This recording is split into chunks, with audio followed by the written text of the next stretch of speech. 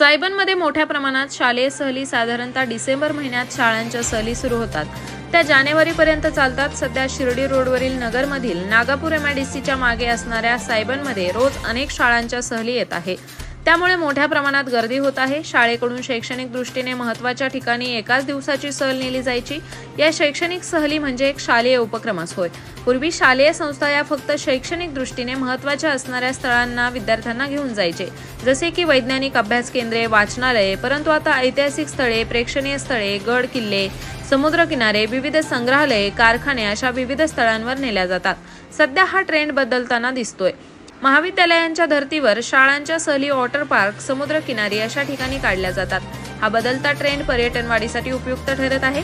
अशा शैक्षणिक सहली काढण्यामागे शालेय संस्थेचा एकच उद्देश असतो, तो म्हणजे मुलांच्या अभ्यासात आणि बुद्धीत आणखी भर पाडणे। म्हणून नगर, पुणे, औरंगाबाद, बीड, मराठवाडा, नाशिक, ठाणे जिल्ह्यातील शाळेच्या सहली दरवर्षी मोठ्या प्रमाणात सायबनला येतात आणि पूर्वीचे खडकाळ महाराजांचे फोटो पाहून आणि माहिती वाचून सध्या दिसणारा हिरवा परिसर पाहून येणाऱ्या पर्यटकांच्या तोंडून शब्द बाहेर पडतो, सायबन म्हणजे महाराणाला पडलेलं हिरवं स्वप्न आहे।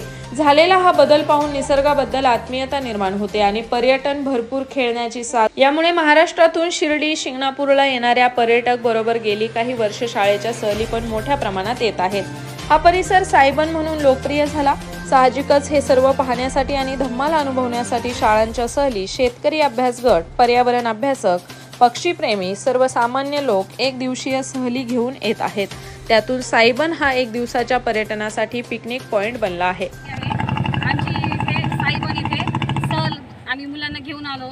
इथे आम्हाला खूप मजा आली आहे। आम्ही इथे बोटिंग केली आहे,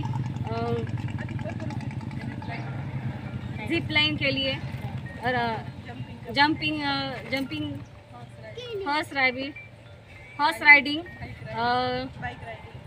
बाईक रायडिंग, खूप सारी आम्ही मजा केलेली आहे। तुम्ही सगळ्यांनी इथे याव्या आणि याचा आनंद घ्यावा, निसर्गाचा आनंद घ्यावा। Bye bye, thank you. नमस्कार सर, आज आपण सायबन गार्डन अहमदनगर या ठिकाणी आलोय। विद्यार्थी घेऊन success international school, Pisadevi Chhatrapati Sambhajinagar या ठिकाणून आलोय आम्ही। आणि या ठिकाणी आमच्या विद्यार्थ्यांनी चांगल्या प्रकारे एन्जॉय केलेला आहे। रेन डान्स असेल, त्यानंतर बोटिंग आहे, त्यानंतर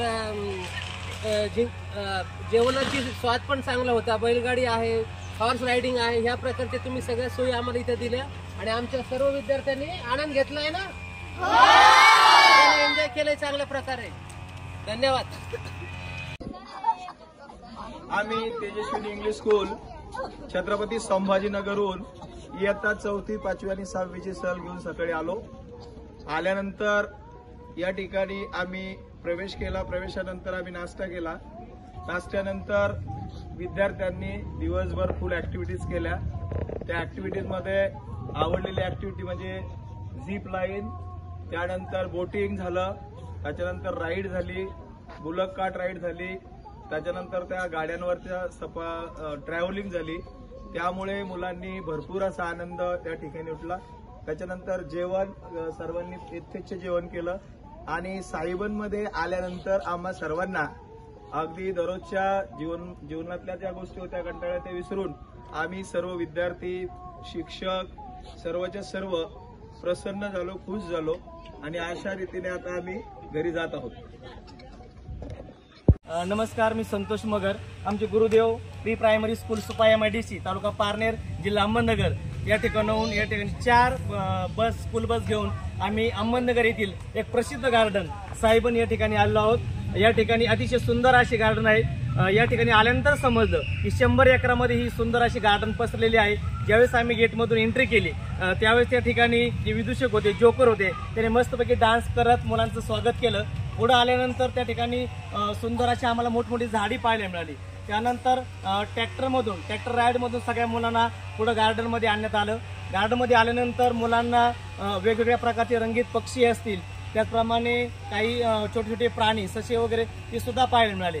सगळ्यात छान म्हणजे या ठिकाणी मध्यभागी असं सुंदर असं एक मोठा तलाव आहे आणि त्या तलावामध्ये पॅडल बोटिंगद्वारे सगळ्या मुलांना त्या ठिकाणी पॅडल बोटिंग करण्याची संधी मिळाली. मुलांनी त्याचा खूप आनंद घेतला, कारण बरेचसे मुलं पहिल्यांदाच त्या ठिकाणी बोटिंग करत होते. त्यामुळे पप्पा मम्मी नसताना सुद्धा त्यांचे जे ताई आहे दादा आहेत त्यांच्याबरोबर त्यांनी बोटिंगचा आनंद घेतला.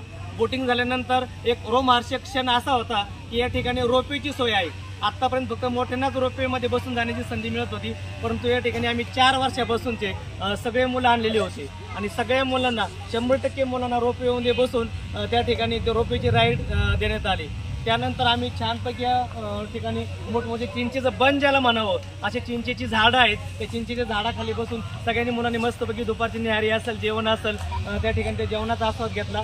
जेवल्यानंतर या ठिकाणी समोर आपण पाहतोय की छोटे छोटे गाड्या आहेत, त्या रेसर गाड्यांत बसून सगळ्या मुलांनी या ठिकाणी गार्डनमध्ये राईड मारलेली आहे. ती राईड झाल्यानंतर सगळे मुलं त्या ठिकाणी पपेट शो पाहण्यासाठी गेले होते.